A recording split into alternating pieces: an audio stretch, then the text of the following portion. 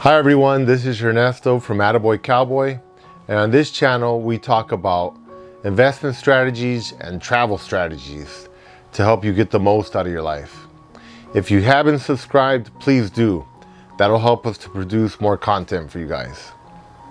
Hi everyone, in today's show I'm going to show you how to book cheap vacations. Coming up. Okay, now the first strategy I use is turmoil. Now, on another video, we'll talk about finding cheap flights and all the other things you do. But let's talk about the less obvious things, the things you can't really find on the internet very often. I've been traveling since I was 16. And it's the best deals I've ever gotten is when there's like a terrorist attack or there's SARS or swine flu or something like that going on. The prices just plummet. And you might ask yourself, well, why would I want to go to a place like that where there's like these things going on?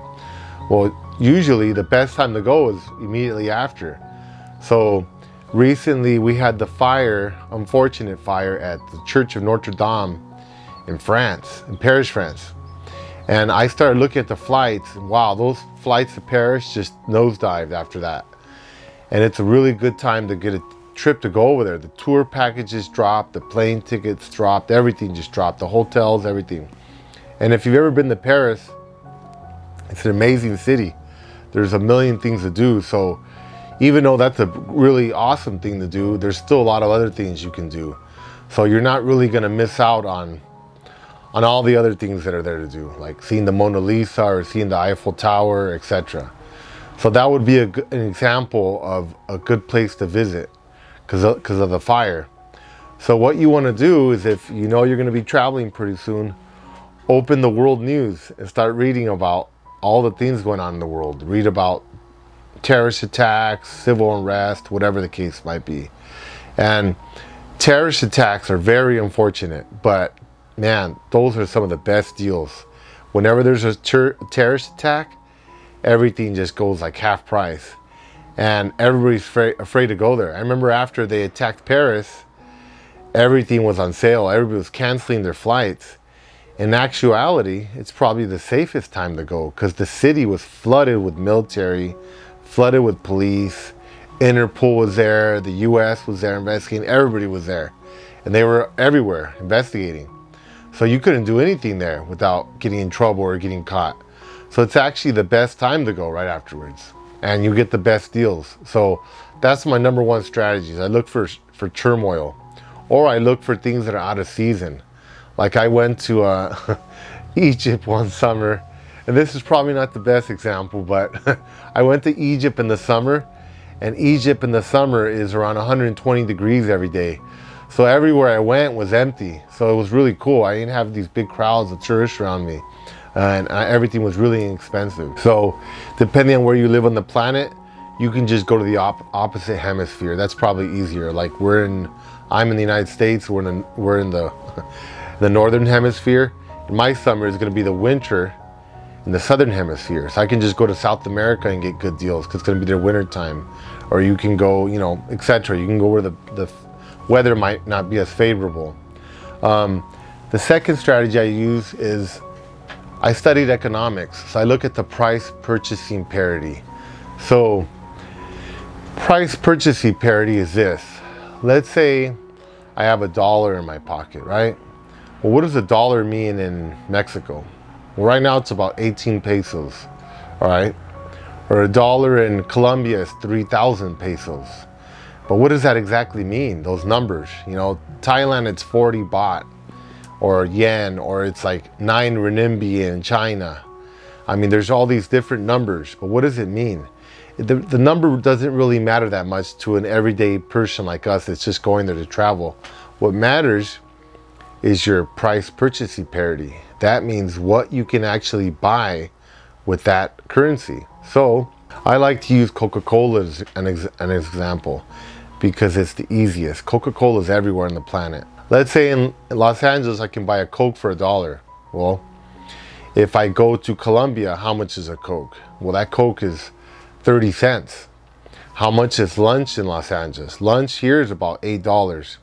In Colombia, you can get lunch for about $1.50. or less, sometimes like $1.30. So that actually gives those monetary values an actual value of something tangible that you can actually get. Because $3,000 sounds like a lot. It could be $3,000. I could buy a used car for that in LA. But in Colombia, it's $1. And I could actually buy a breakfast for that, for $1. So that's what you really want to look at. Don't look at currency like the numbers.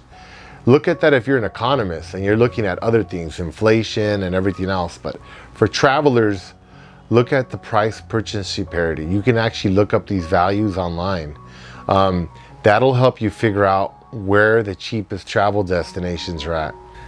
Okay, another example is when I planned my trip to India, the plane tickets were like $1,200. So I simply waited and went on the off season. The ticket was about $500. But I realized that I was focusing on the wrong part of the trip. For most people, the plane ticket is going to be your most expensive part of the trip. So a lot of us look at the plane ticket and that kind of like says, okay, I'm not going here because it's just going to be way out of my budget. But that's not actually the way to look at it. You want to look at the price purchasing parity. That's going to make sense of how far your money, your currency is going to go in that country. I'll give you an example. I live in the US, so $1 is $1, right? It's pretty much the world currency. But that same dollar is worth 18 pesos in Mexico, about 3,000 pesos in Colombia, and it's worth about, I don't know, 50 million bolivares in Venezuela. So what does all that mean? They're just numbers. If you're an economist or you're looking at business deals, stuff like that, it makes a lot more, it's a lot more important. But if you're just someone going there to travel, you're more interested in the price purchasing parity. What you're looking at is how much you can get with your money in tangible goods. How much can you actually get? Well, I use food and drinks as an example because we need to buy that everywhere. So in LA, a Coke costs about $1, so it's $1, right? In Mexico, it costs about 9 pesos. That would be 50 cents, so it's about half price. In Colombia, I can get a Coke in a plastic bag for about 1,000 pesos. That's 33 cents US. So that actually gives you an idea of how far my money would go. I could buy a Coke for $1 in LA, half the price in Mexico, or a third of the price in Colombia, right? When I buy lunch is $8 in LA. In Mexico, depending on where I'm at, I can get lunch for about $3, so it's less than half. In Colombia, I can buy lunch for about $1.25 in the street. So I'm looking at $8, $3, $1.25. It's kind of consistent. So I'm looking at maybe spending about 75% less if I go to Colombia. And when I look at the hotels and everything else, it's pretty much the same. Transportation, everything. So price purchasing parity is what you want to focus on. You can actually look these up, these numbers on the internet. You can look at the prices of food and transportation, all that kind of stuff. So when I went to India, I stayed in an ashram and I paid 20 cents a night to sleep on a bunk bed in an ashram. When I ate, it was 8 cents a meal. The meals were home cooked and they had 5 courses, so they're amazing. So in one day, I would spend 44 cents for 3 meals and a bed to sleep in with shower, everything. It was amazing. I actually met people there that had been there for like 9 months. They were going through divorces and all sorts of stuff, and they were there kind of just hanging out, recovering. I had an awesome time. One of the reasons was I could live like a king. My money went so far. The price purchasing parity was so favorable for me using the dollar that I was able to have an amazing trip. I was actually there for 2 months and I spent like $1,000 total on my trip. So $500 a month. You know, in LA, I spent about $2,000 a month for my apartment. So in 1 month living in LA, just for my rent, I could live in India for about 4 months or probably longer, because if you break it down, yeah, I spent $500 for the ticket, but the The everyday expenses, the traveling, the everything only costed me about $250 a month. So I could just keep going and going and going. I could probably stay there for a year and I would spend $2,000, it would cost me $3,500 to stay there for a whole year if I spent the same way I did last time. So that's the big consideration when you travel. You want to look at the price purchasing parity. I could not go to Paris, or I could not travel to the Caribbean for a whole year for $3,000, or 2 months for $1,000. That's impossible. So even though in Los Angeles I can fly to New York for $200 round trip, I'll easily spend over $1,000 in a week, easy, because I'm going to be spending $100 to $200 a night in a hotel. So I could easily spend about $2,000 in a week in New York, easily. So I could go to New York for a week and I'd say, hey, I got this cheap ticket for $200, awesome. But then I come back with a $2,200 bill, or I look at price purchasing parity and I go to India for a month or 2 months and I spend $1,000. I spend half as much as I did 2 months in India as I did a week in New York. So that's something you want to look at.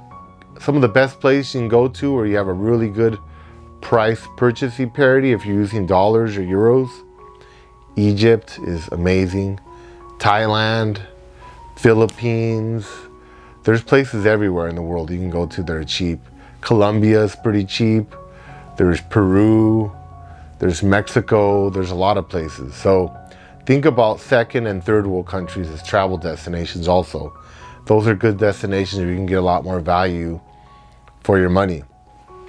If you don't live in a country where you have dollars or euros, that's fine. You can look at other countries that are developing and your money will go further. You can actually go to countries that might be a little cheaper than your country, and your money will go further. So again, you want to look at the price purchasing parity. Don't look at numbers. Numbers don't mean anything. Look at what those numbers can get you. Thank you again for watching. Please comment so I can know what types of videos I should be making for you folks. And if you haven't already, please subscribe. Thank you.